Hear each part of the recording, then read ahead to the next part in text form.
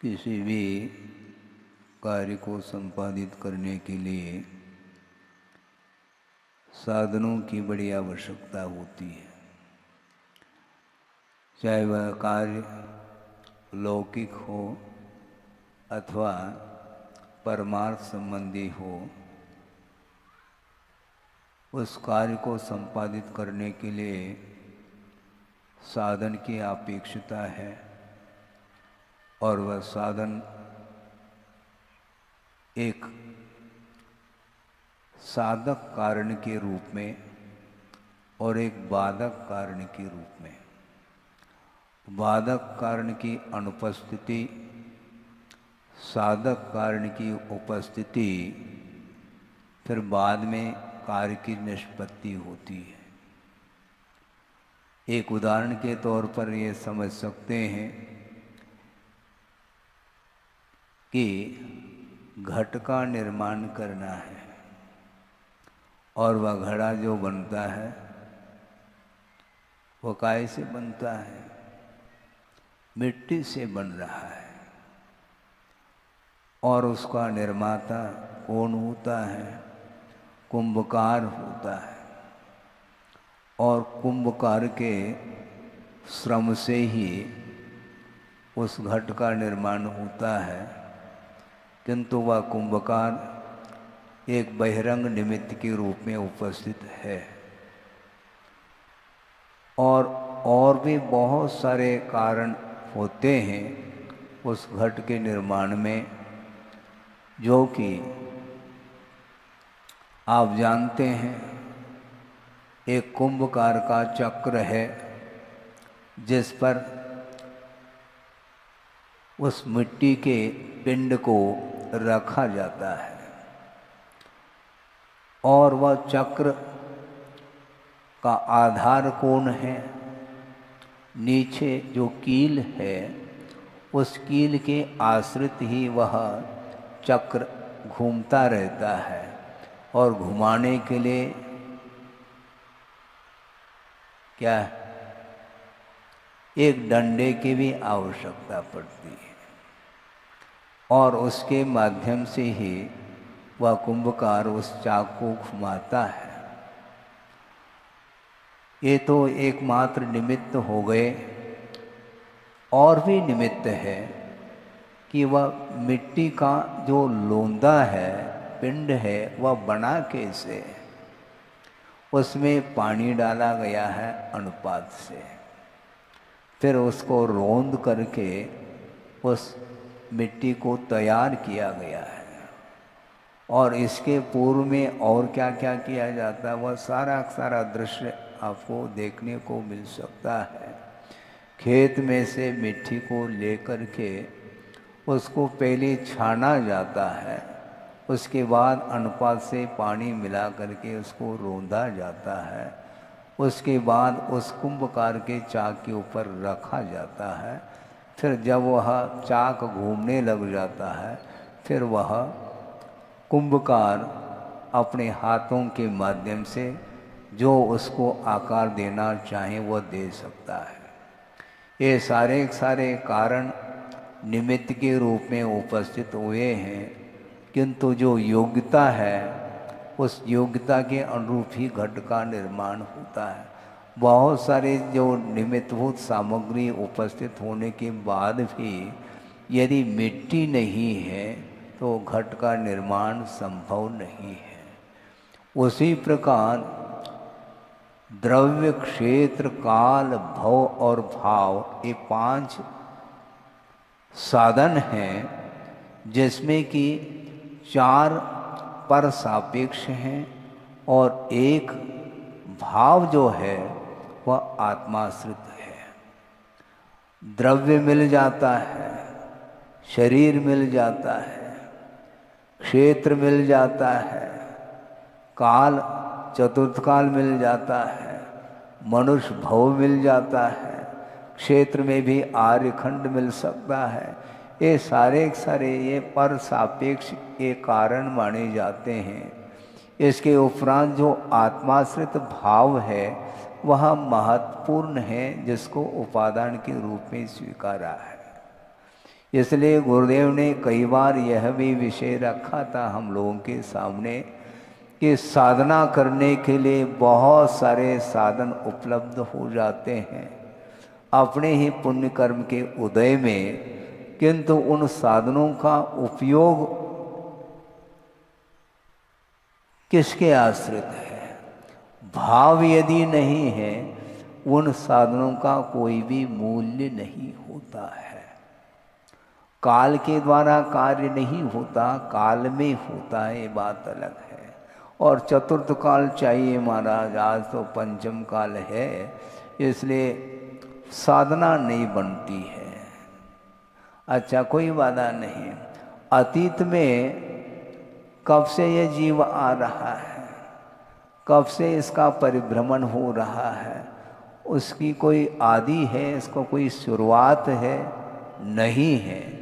अनंत काल से यह परिभ्रमण चल रहा है, तो अनंत बार व चतुर्थ काल आपको प्राप्त हुआ है। ये काल परावर्तन भी अनंत बार हो चुके हैं, उसके उपरांत भी यह संसारी प्राणी इसी धरती पर घूम रहा है। अब हम ये पूछना चाहते हैं, अथवा गुरुदेव ये कहते हैं कि ये सारे सारे साधनों का मिलना, पुण्य के उदय में तो इनका योग मिल जाता है, किंतु भाव नहीं है तो कार्य संपादित नहीं होगा। मनुष्य जीवन अनंत बार मिल चुका है, चतुर्थ काल भी मिल चुका है, आर्यखंड भी मिल चुका है, संभव है विदेह क्षेत्र में भी पैदा हुए होंगे। सुनो, विदेह क्षेत्र में भी पैदा हुए होंगे, उसके बाद ऐसा क्यों है? बड़ी विचित्र दशा है संसारी प्राणी की। जिस तिथि के दिन किसी को केवल ज्ञान हो रहा है, जिस तिथि के दिन किसी को निर्वाण का लाभ हो रहा है, जिस तिथि के दिन तीर्थंकर का जन्म हो रहा है, जिस तिथि के दिन केवल ज्ञान उत्पन्न हो रहा है, उसी तिथि के दिन किसी को नरक आयु का भी बंध हो रहा है। सोचो, विचार करो। अब वह काल क्या करेगा? काल क्या करेंगे मुझे बताओ। काल के द्वारा होता नहीं, काल लब्धि नहीं, वो नहीं, ये नहीं, सारी सारी चर्चाएं होती हैं। कार्य को उत्पन्न करने में वस्तुतः काल अपेक्षित है क्या नहीं, यह विषय रह जाता है। काल अपेक्षित है, क्योंकि एक समय में कोई भी कार्य संपादित नहीं होता है। इस अपेक्षा से उसका भी आलम्बन हो जाता है, किंतु काल के द्वारा ही सब कुछ हो रहा है ऐसा नहीं है। काल तो सर्वत्र है, लोकाकाश में होना चाहिए। सोचो, विचार करो। क्षेत्र कभी आपने विचार किया?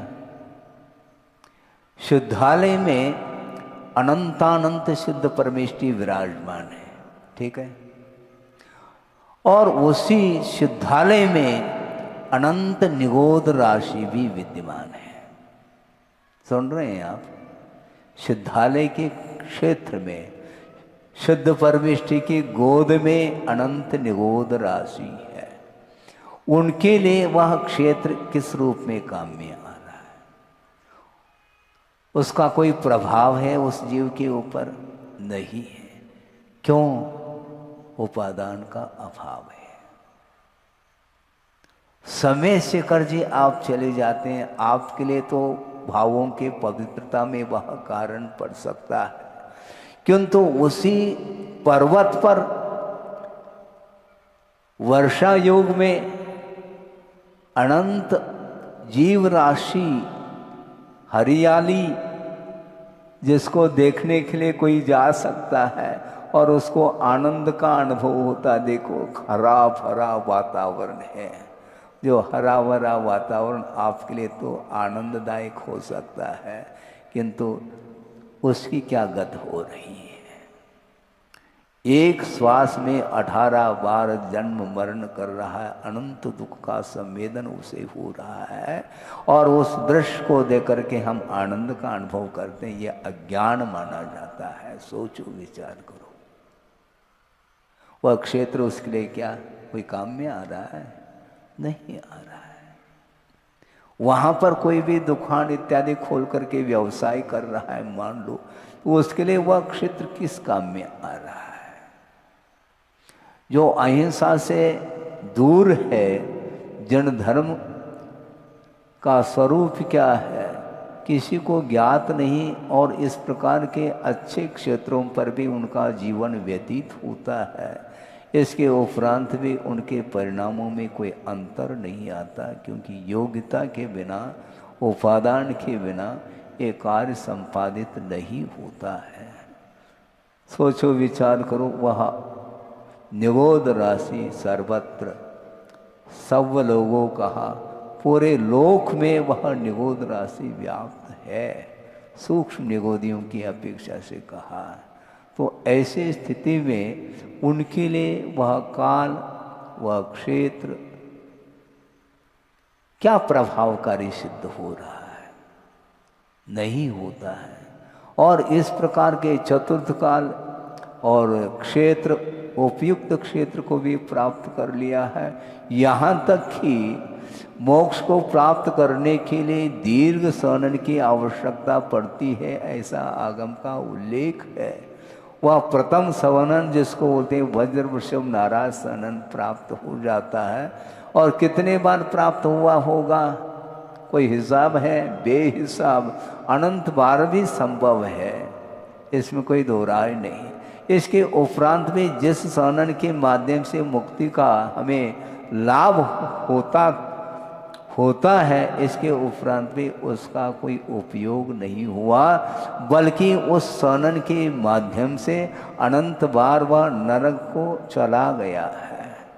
नरक आयु का बंद कर ली, और वह सहनन किस काम का है? किसी काम का नहीं। इसलिए आज चतुर्थ काल नहीं है, दीर्घ सहनन नहीं है, और तीर्थंकरों का सानिध्य नहीं है, आदि आदि बहुत सारे विकल्प मन में आ सकते हैं। किंतु आचार्य कहते हैं साधना करने के लिए बहुत सारे साधन अतीत में भी उपलब्ध हुए हैं, किंतु उसका सदुपयोग अभी तक इस संसारी प्राणी ने नहीं किया है।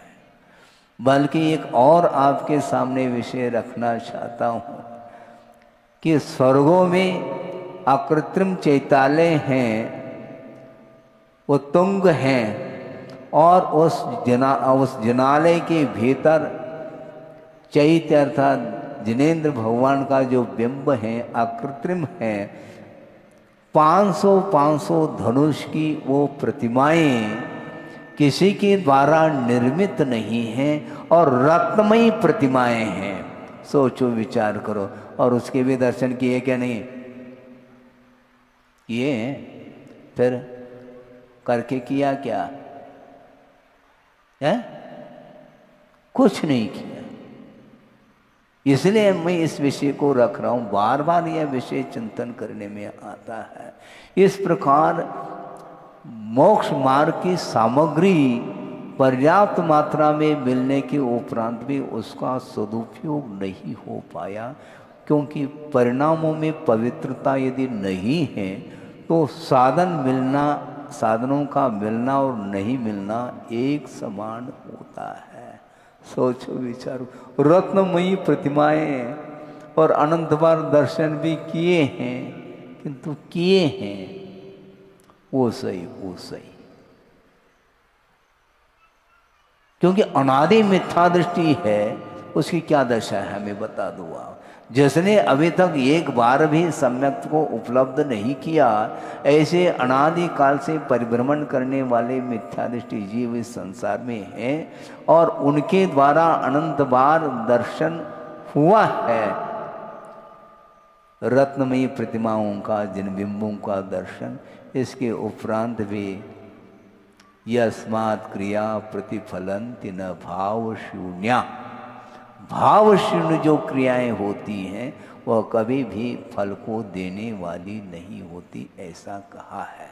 इससे स्पष्ट है द्रव्य क्षेत्र काल भव आदि का मिलना एक तरफ है और भाव यदि नहीं है तो उनका कोई भी मूल्य नहीं होता है।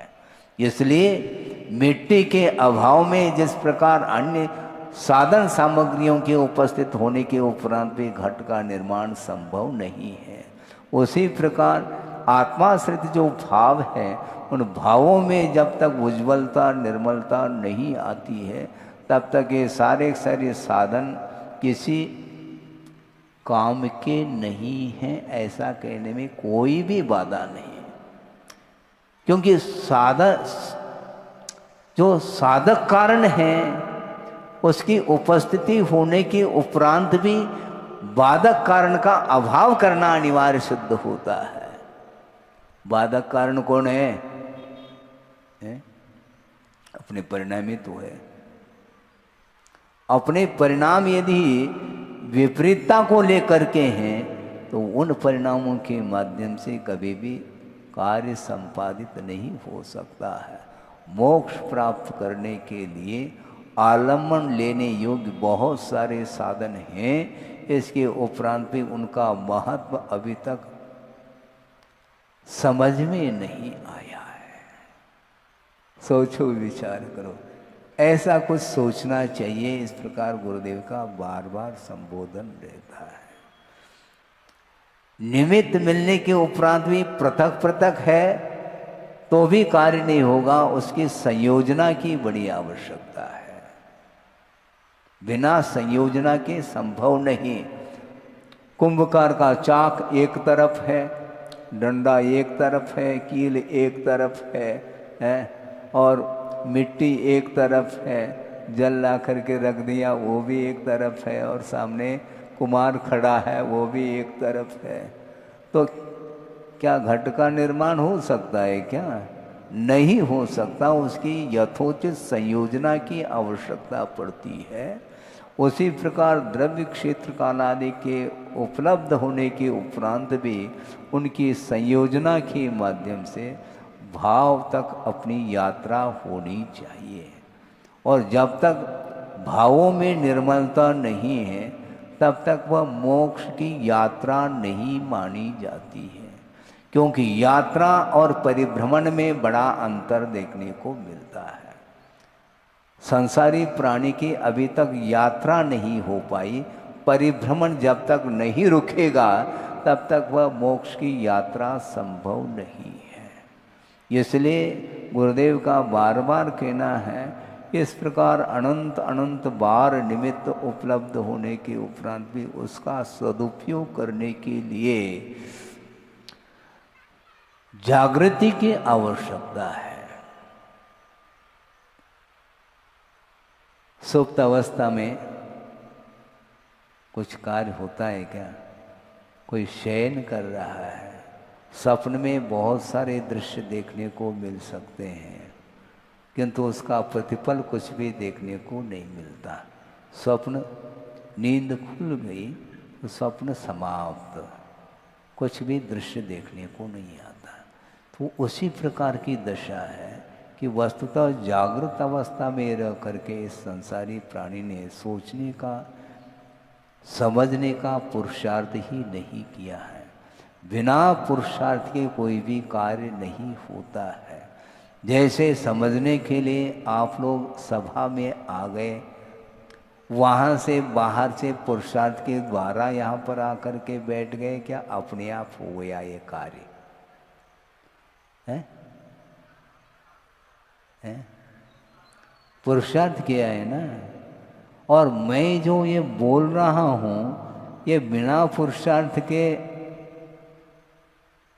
अपने आप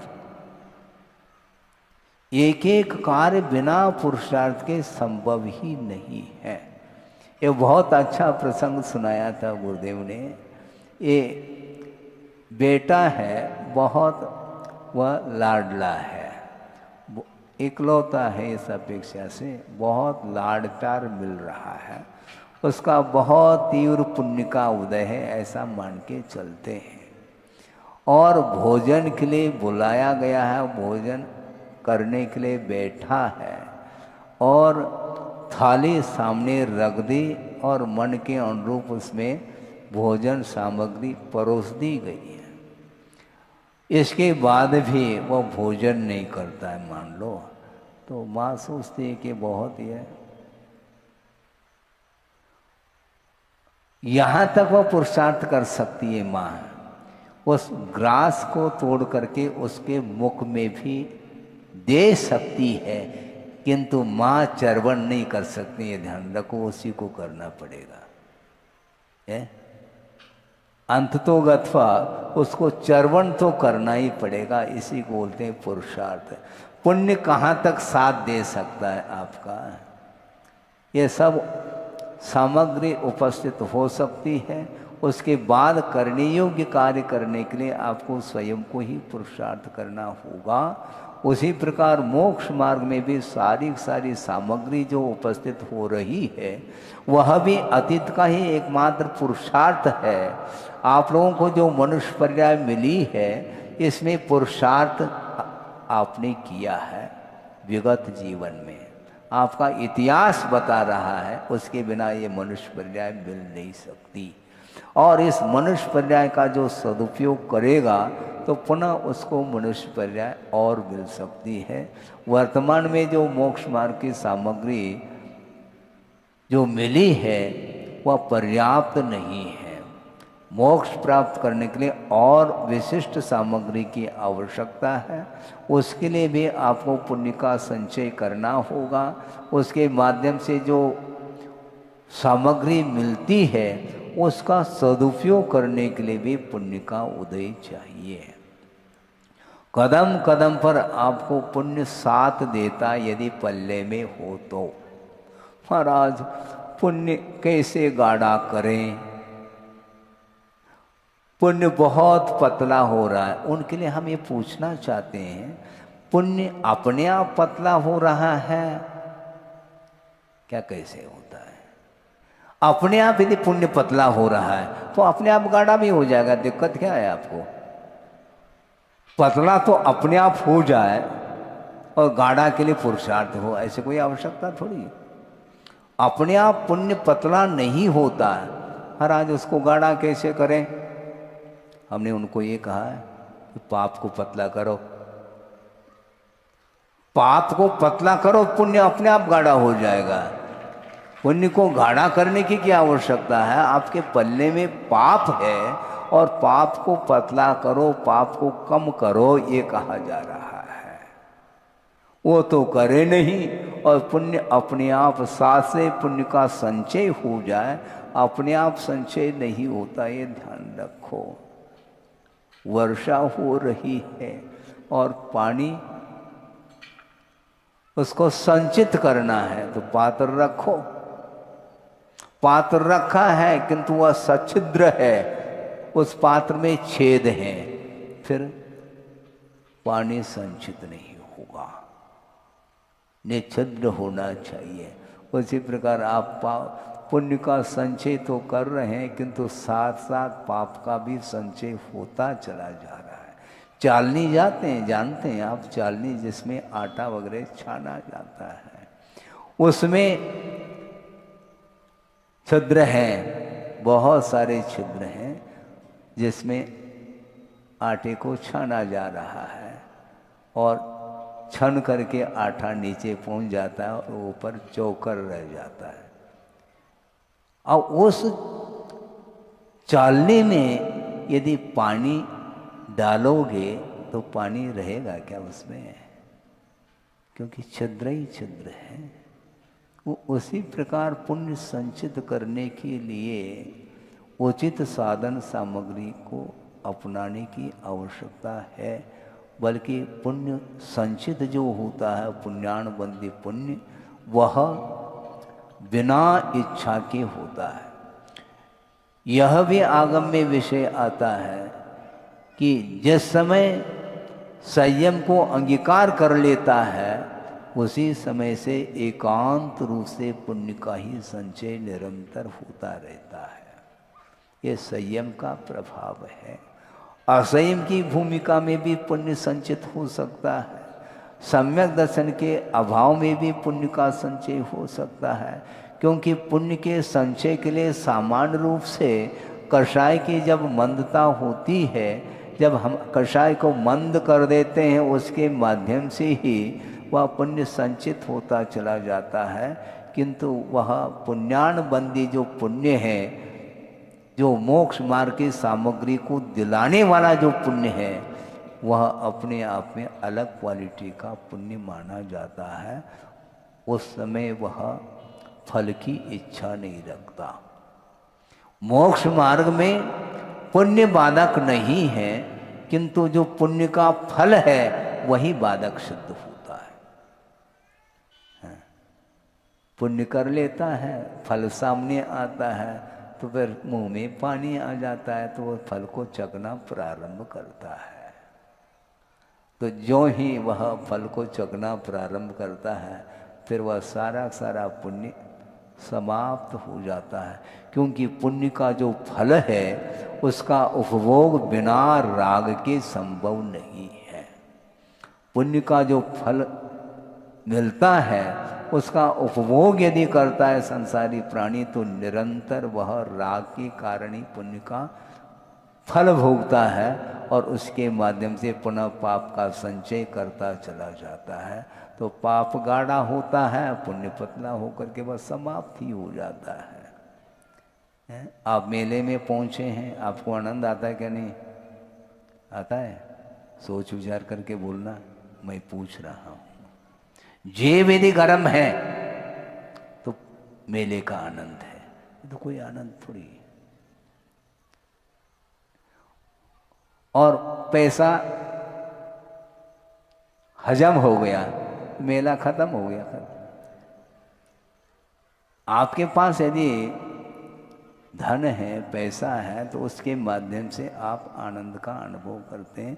उसी प्रकार पुण्य यदि आपके पास संचित है और उसका सदुपयोग करते हैं, तो उसके माध्यम से आनंद ही आनंद प्राप्त हो सकता है।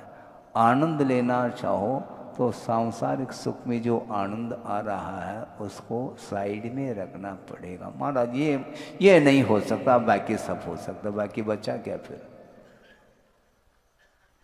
जो विषय आपके पास है और उसको उपभोग करने का परिणाम न हो, बहुत कठिन होता। संयम की बड़ी आवश्यकता है। आप रसोई घर में पहुंच जाओ और खाने का भाव ना हो, ऐसा होता है क्या? हाँ होता है महाराज, हमें मालूम है कब होता है।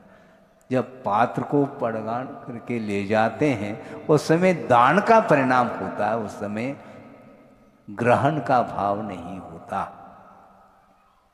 भोजन सामग्री है, आपके हाथ में है, उस समय आपके परिणाम बहुत पवित्र हैं और नवदा भक्ति पूर्वक जो पात्र आया है उसके लिए आप दान देते हैं।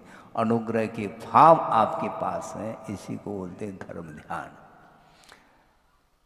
हाँ, आप दे रहे हैं उस समय धर्म ध्यान है, और जिस समय ग्रहण कर रहे हैं उस समय आध्यान है। पक्की बात है, बहुत विचित्र है ये। पात्र आया है, वह आहार ग्रहण कर रहा है और आहार संज्ञा अर्थात आहार की इच्छा है, उस समय ध्यान का अवसर आ रहा है उसके लिए, किंतु दाता दे रहा है इसलिए वह धर्म ध्यान कर रहा है। सोचो विचार करो महाराज, ये कैसा है? ऐसा ही ये सिद्धांत है।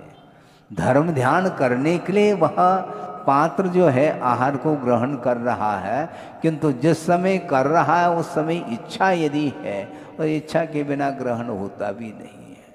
इसलिए उस समय भले ही क्वालिटी भिन्न हो, किंतु ध्यान का अवसर तो आता है, क्योंकि छठे गुण स्थान तक ध्यान की सीमा बताई गई है।